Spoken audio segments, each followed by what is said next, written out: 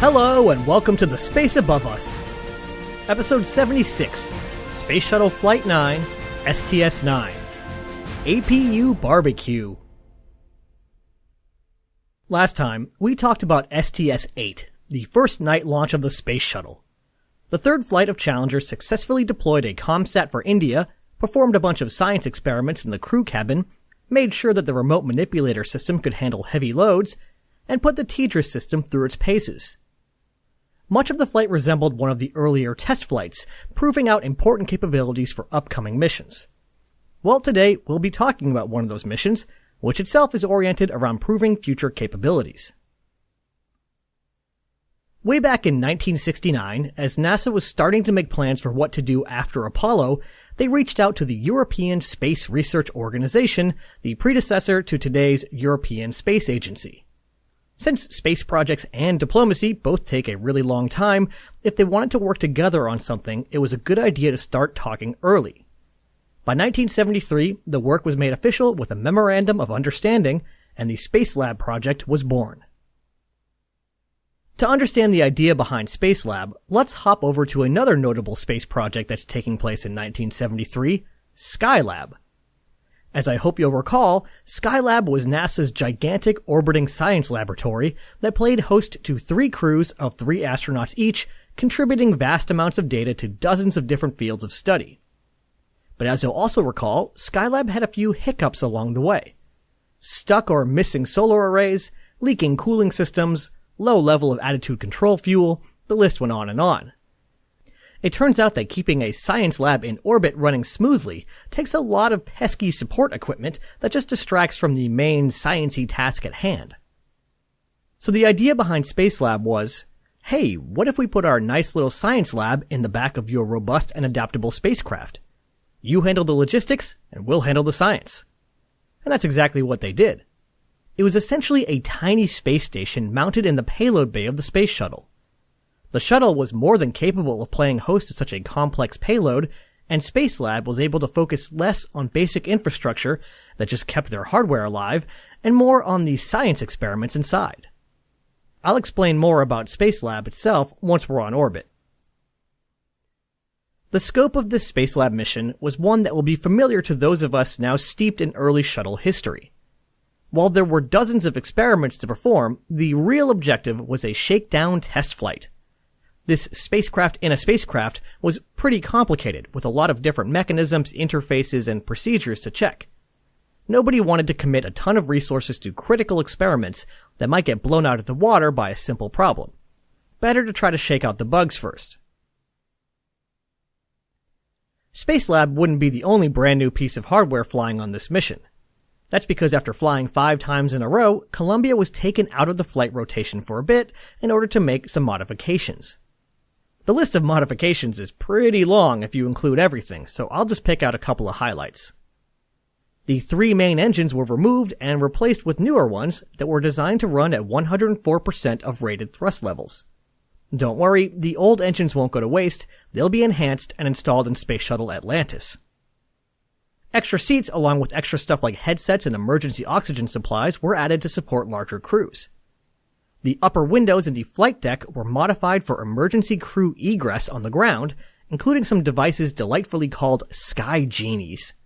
These seem to just be one of those things that you put on a rope that lets you slowly winch yourself down to the ground. A sleeping station was added to the starboard side of the middeck. You can think of this as 3 person-sized drawers that crew members could rest in while the other team was on duty. A galley and a hygiene station were also installed in the middeck, making it easier for the crew to eat a meal and, well, deal with what results from that meal.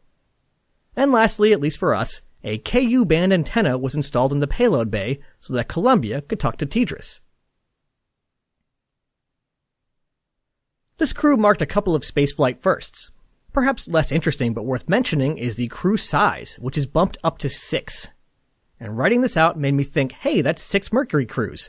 I wonder if they could fit 6 Mercury capsules into the payload bay, and then I snapped myself out of it. But it is worth pointing out that this one mission would launch the same number of people as the entirety of Project Mercury. The other notable first is that this is the first shuttle mission to fly with payload specialists. I went over this a bit back in episode 67, The Road to STS-9, but allow me a quick refresher on the roles of shuttle crew members, since it's pretty much going to stay this way until the end of the program. Up at the front, you've got the pilot astronauts, the commander and pilot. Again, somewhat counterintuitively, the commander flies the spacecraft, and the pilot is basically a co-pilot. But astronauts don't like being called co-pilots, so pilot it is. These are NASA-employed career astronauts, and their role is to get the shuttle safely to and from orbit and keep an eye on all the systems in the meantime. The second type of shuttle astronaut is mission specialist. These are also NASA-employed career astronauts who are particularly focused on the specifics of this mission.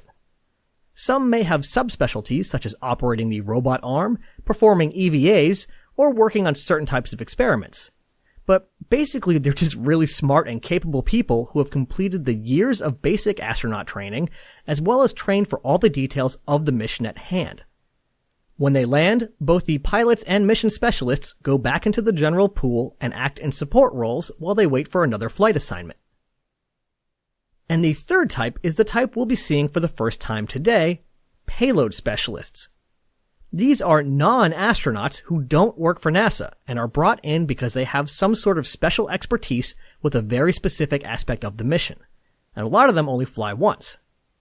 To put this into some cultural context, folks like to joke about how in the movie Armageddon, wouldn't it be easier to teach the astronauts how to drill than to teach the drillers how to be astronauts?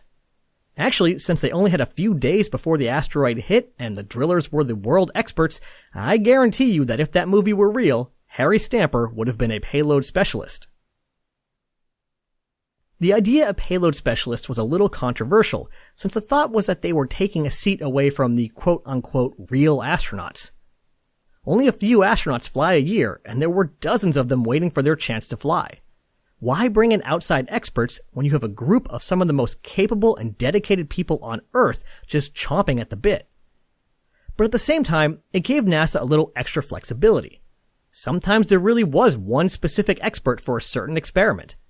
And it was a great way to give other countries a chance to fly someone. Or even to build political support by flying, well, you'll see. Anyway, love them or loathe them, we've got some payload specialists on this flight.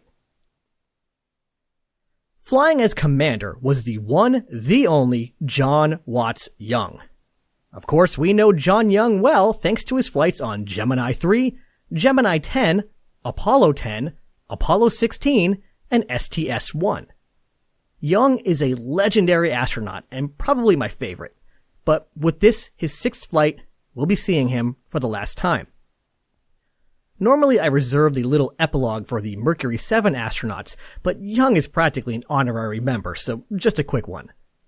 While Young would remain with NASA until 2004, he left the cockpit to take on other responsibilities in the aftermath of the Challenger accident, which saw a lot of people shuffling roles. There is some speculation as to why he was moved out of flight status when he would have preferred to keep flying, but with no way to check the facts on that, I'll leave it as an exercise to the listener to investigate and decide for themselves. John Young spent nearly 35 days in space, walked on the moon, and flew 6 different spacecraft, one of them twice. He died on January 5th, 2018 at the age of 87. Ad Astra, John. Flying alongside Young and serving as pilot was Brewster Shaw. Brewster Shaw was born on May 16, 1945 in Cass City, Michigan. Shaw picked up bachelor's and master's of science degrees in engineering mechanics from the University of Wisconsin before joining up with the U.S. Air Force. As part of that work, he racked up 644 hours of combat in the F-100 and F-4 jet fighters. He joined NASA in the class of 1978, and this is his first of 3 flights. Flying up on the middeck were the 2 mission specialists. Mission Specialist 1 is, oh hey, look at that, we know this guy. It's Owen Garriott. We last saw Owen Garriott flying as the science pilot alongside Alan Bean and Jack Lausma during the 59-day-long Skylab 3 mission. Well, Garriott would be putting that science knowledge to good use again on this mission. This is his second and final flight. Mission Specialist 2 was Robert Parker. Robert Parker was born on December 14, 1936 in New York City. He grew up in Shrewsbury, Massachusetts, picking up a bachelor's in astronomy and physics from Amherst College before heading out to Caltech to earn a PhD in astronomy. He joined NASA as part of the second group of scientist astronauts back in 1967, so he's actually been around for a while, supporting the later Apollo missions and Skylab. This is his first of 2 flights. Down on the middeck, bummer no windows, were the 2 payload specialists. Payload Specialist 1 was Ulf Merbold. Ulf Merbold is another first for our series because he is the first European to fly with NASA and the first non-American to fly on the shuttle. He was born on June 20th, 1941 in Greiz, Germany. He attended Stuttgart University, earning a diploma in physics and a doctorate in science. Merbold spent a few years working at the Max Planck Institute studying some esoteric stuff about metals that I don't understand at all. In 1977, he was chosen as one of the payload specialists to fly with Spacelab, and well, here he is. This is his first of 3 flights, but only 2 of those were with the shuttle. The third was with the Russians on their way to their space station Mir. Joining Merbold on the middeck and flying as Payload Specialist 2 was Byron Lichtenberg. Byron Lichtenberg was born on February 19, 1948 in Stroudsburg, Pennsylvania. Lichtenberg earned a degree in aerospace engineering from Brown University before continuing on to MIT to learn about biomedical engineering and mechanical engineering. It was in support of his work at MIT that he was chosen to fly as payload specialist for this Spacelab mission. For some of his work that you might be a little more familiar with, you know that company that flies those zero-gravity planes? Yeah, he helps run that. This is his first of 2 flights. With so much to be done and time at a premium, this crew was really 2 crews in one. That is, they were split into a red team and a blue team, each working in 12-hour shifts to ensure that work could continue around the clock for this brief mission. Well, I guess it's not all that brief. It was actually planned as the longest shuttle mission to date, but still there's a lot to get done. Each team had a pilot, mission specialist, and payload specialist. Making up the red team was Young, Parker, and Merbold, and making up the blue team was Shaw, Garriott, and Lichtenberg. When launch day rolled around, actually nothing was happening. And that's because the launch was delayed by 29 days to swap out the nozzles on both SRBs thanks to the discovery of the close call on STS-9's SRBs. Trivia note, this marks the first time that the shuttle had to be rolled back to the vehicle assembly building after being rolled out for a launch. They swapped out the nozzles, rolled Columbia back to the pad, and on November 28, 1983 at 11 a.m., the 3 new engines fired up, the SRBs were lit, and STS-9 was underway. Columbia would be flying an unusual trajectory today. In an effort to cover as much ground as possible with Spacelab's instruments, the orbit was inclined to 57 degrees, the highest ever for a NASA human spaceflight at that time. The trade-off was that the shuttle benefited less from the rotation of the Earth, which normally provided a little extra speed during ascent, which meant that the total payload couldn't be as big as usual. The ascent proceeded smoothly, and the crew got to work. So now that we're up here, I suppose I should do a better job explaining how Spacelab worked. Spacelab was made up of 2 main types of structures, or I guess 3 depending on how you want to look at it. First were pressurized modules, second were unpressurized pallets, and the third thing would depend on if you want to call the pressurized tunnel connecting the middeck and Spacelab its own thing. These components were configurable, leading to long or short arrangements in the payload bay depending on the needs of the mission. For this flight, there was both a pressurized module and an unpressurized pallet. The pressurized module, the part with the astronauts in it, was about 18 feet long and 13.5 feet wide, though most of the space inside was taken up by experiments mounted all around the walls. Actually, it reminds me of how the International Space Station works today, and this is probably where they got the idea. But let's not get ahead of ourselves. The pressurized part was made up of 2 segments, the core segment and the experiment segment. The core segment handled a bunch of infrastructure like data processing, while the experiment segment focused on, well, experiments. Behind the pressurized module in the payload bay was a 10-foot-long unpressurized pallet, which contained a bunch of experiments that would be exposed to space. The crew could keep an eye on the pallet through a window in the back of Spacelab. The whole thing was connected to the mid-deck airlock via a pressurized tunnel almost 20 feet long. The reason for this sort of ridiculously long tunnel was that Spacelab was pretty heavy, so they couldn't just put the whole thing right on the back of the airlock. It would make the entire orbiter front heavy and then it wouldn't fly so great. Or at all. Over the course of the next 10 days, the crew split up into their 2 teams and kept Spacelab running around the clock. Commander Young and Pilot Shaw performed over 200 attitude maneuvers and a few orbit trim maneuvers in support of the science taking place in the payload bay. And for 32% of each orbit, the crew were able to take advantage of a stable and high bandwidth connection to the ground, courtesy of TDRS. According to the mission documentation, 72 experiments were performed that fell into the categories of material science, atmospheric physics, space plasma physics, astronomy, solar physics, Earth observations, technology, and life sciences. One of the onboard experiments was a little different from the rest. When he wasn't performing cutting-edge science hundreds of miles above the surface of the Earth, Owen Garriott was a ham radio enthusiast. For those who don't know, ham radio refers to a whole bunch of different activities involving amateur use of radio. At its simplest, it's setting up an antenna, taking an FCC test, and chatting with other radio enthusiasts. But it can get pretty deep. Really deep. These days there's even stuff like internet over ham radio or bulletin board services built into amateur radio satellites. And really awesome stuff like bouncing signals off of the upper atmosphere for increased range. But as any amateur radio enthusiast will tell you, there's also a long tradition of astronauts bringing radio gear into space and talking to folks on the ground. Well, that tradition starts here. Garriott brought a small radio kit with him and made several transmissions throughout the flight.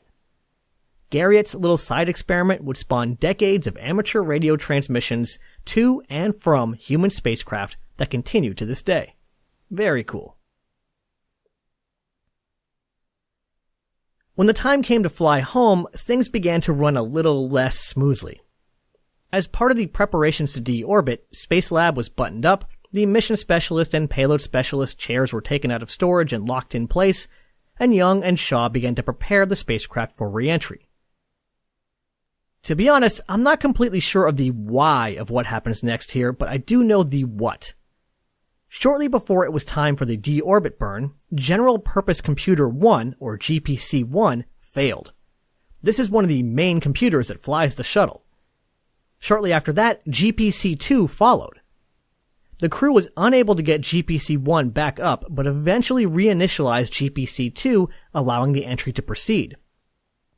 My uncertainty is that I don't see any mention of what brought down GPC-1, but according to the mission report, GPC-2 was brought down by a memory alteration. That is, something changed data in the computer's memory, and it wasn't the computer. In space, this is often caused by a stray cosmic ray flipping a bit from a 1 to a 0, or vice versa. But when I look at other sources, an alternate explanation seems to be a possibility. These failures happen right as the crew were firing the RCS thrusters in the nose. One source indicated that these were hard firings, perhaps due to contaminated fuel, resulting in a greater shock than usual, shaking the spacecraft. And it seems that a tiny ball of solder may have been knocked loose, free to wander around its enclosure and making random electrical connections. We've seen this before all the way back on Apollo 14, nearly canceling the landing. Skipping ahead a bit on this mission, when Columbia's nose gear touched down after landing, GPC-2 failed again, which does sort of indicate that it may have been related to the computer being physically jostled around. So, while I'm a little hazy when I get down to the level of detail I normally like to bring to the show, I can definitely tell you that 2 computers failed, and it was a very serious situation. Re-entry was delayed by 7.5 hours, while the crew and ground controllers worked the problem. My first reaction to that was in the context of a 10-day flight, so oh hey, that's not so bad. But then I realized that's basically an entire workday of stressful debugging, and that's before re-entry. Once the computer situation was under control and Columbia began re-entry, the problems weren't over. From the outside, the spacecraft executed a perfect re-entry and landing after 10 days, 6 hours, 47 minutes, and 24 seconds. though there was that GPC-2 failure I mentioned right after nose gear touchdown. From the inside, though, there was a very serious problem. Nestled in the aft compartment of the orbiter are 3 auxiliary power units. These are big boxes that burn hydrazine and generate power for systems like the hydraulic controls. Basically, if you want to steer the shuttle in the atmosphere, you need the APUs. So it was pretty alarming when it was later realized that 6 minutes before landing, APU-1 caught fire, with APU-2 following shortly afterwards. The fire was bad enough that a few minutes after the successful landing, both units failed entirely. The fire was later traced back to a hydrazine leak, which I'll bet had the added fun side effect of contaminating the whole area with toxic fuel. What's really scary about this is that APU-1 lasted 12 minutes from the first indication of a problem to shutdown. That's a lot shorter than the length of a reentry. If the problem had started 6 minutes earlier, it would have failed before touchdown. On the one hand, this ride home was a scary close call.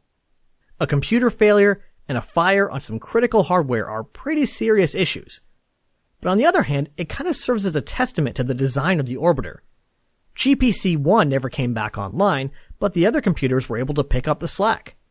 APU-1 and 2 failed, but not until after landing. And that's why you bring 3 of something as important as the APUs. Redundancy buys you time and options. Luckily, the schedule wouldn't be impacted by the significant damage caused by the fire. Columbia was already scheduled for still more upgrades in anticipation of more complex flights to come. So with this flight, we say goodbye to OV-102 for about 2.5 years. Despite its problems, STS-9 was a wildly successful flight. Not only did it return a wealth of scientific data, but it proved that Spacelab was a great concept that was ready for prime time, and we will be seeing a lot of it in the future. Next time. Well, we've had STS-7, STS-8, STS-9, so next time I guess we'll be talking about STS-10, right? Well, sort of. Next time on The Space Above Us, we'll come to appreciate those flight count numbers at the start of the episode more, because we'll be talking about STS-41B. Ad Astra. Catch you on the next pass.